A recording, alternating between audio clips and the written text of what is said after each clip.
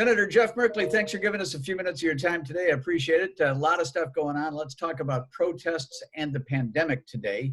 Let's start with the continuing protests over George Floyd. And I know his brother spoke to a committee this morning, and you've co-sponsored some legislation spurred by all of this. So tell us a little bit about what your legislation would do. Absolutely. This is legislation that's being led by Cory Booker and Kamala Harris. And it includes a piece that I've been immersed working on, which is how to stop police who do violate the law or who do engage in predatory or racist activities from simply resigning and then getting hired at the next police department, or getting fired and hired at the next police department. We need transparency and accountability, both to deter bad practices and to make sure that it's not repeated from one community to the next. This legislation is much broader than that. It also includes things like taking on the issue of chokeholds and cameras and so on and so forth. But the major point is that we invest our public safety officers with enormous responsibility. We need to make sure that we do everything possible so that they are working for the safety of all citizens, that they are trained to resist any form of, if you will, changes in practice based on the color of a person's skin.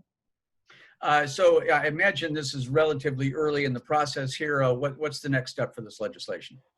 Well, I'm very heartened by the fact that my Republican colleagues have acknowledged in the Senate that action is needed, that they are preparing their own bill. I prefer they'd worked in partnership across the aisle, but they're preparing their own bill, which at least is a step forward, because we'll be able to take their bill and hopefully find areas of overlap and bring a bipartisan effort forward.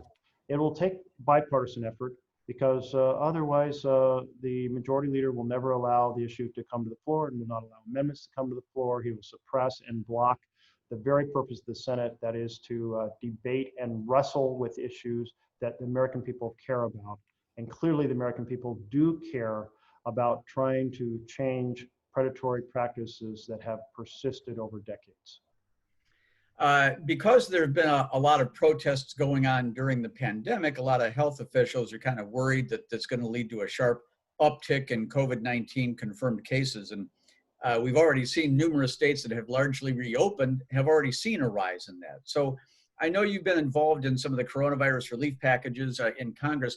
If you can update us on where that stands right now and what might be happening and your thoughts on that.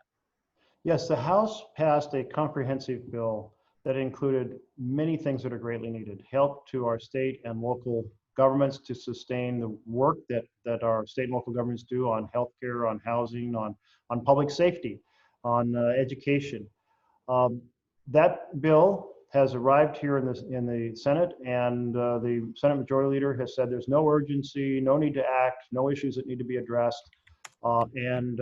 Clearly that's just wrong and unacceptable.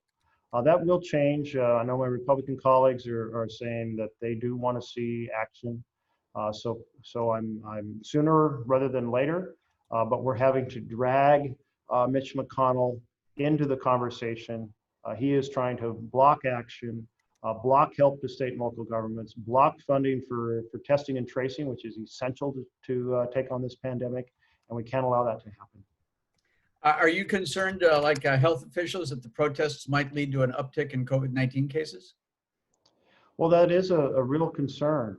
What I observed on Saturday, where I went and I walked from the Capitol to the White House and back, was that everybody at the protest was wearing a mask. So people were very conscious of this. I was quite surprised, actually, at the universal efforts that people adopted to try to reduce the risk.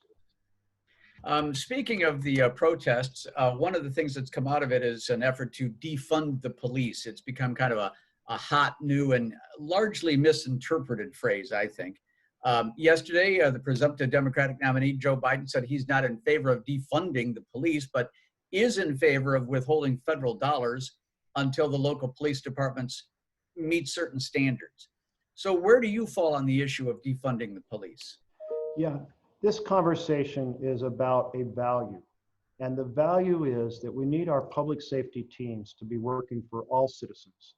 and to adopt the same practices whether they see something going on with a person with white skin or dark skin, that we must take on that institutional racism.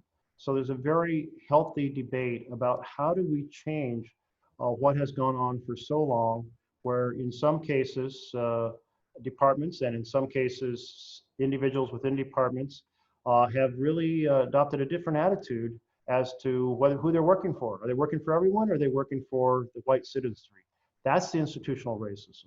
That's what has to end. And that's why this is such a healthy conversation about making our communities safer for all. Finally, Senator, I know you have a few other things to do here today. So one final question here. I know how much you like these Zoom meetings, but now you're starting your digital town halls. What is that going to be like, and how will that work? Yeah, I had my first digital town hall yesterday, Sherman County. I tried to follow kind of the same rhythm, which was to meet with local officials first for half an hour, hold a whole conversation, make sure that the issues that they're working on, my team's fully aware of, and that they know who to call and how to get me on the line. And then I held the conversation with the public from Sherman County, and did the same thing. Started off with awarding the flag to a group that was doing a positive thing in the community, which was the community operation for senior and community center, and then proceeded to share a little bit about the national scene and open it up to questions and points. So it was interesting that it was more parallel to in-person meetings than I anticipated. And it went mostly glitch-free on the technology front.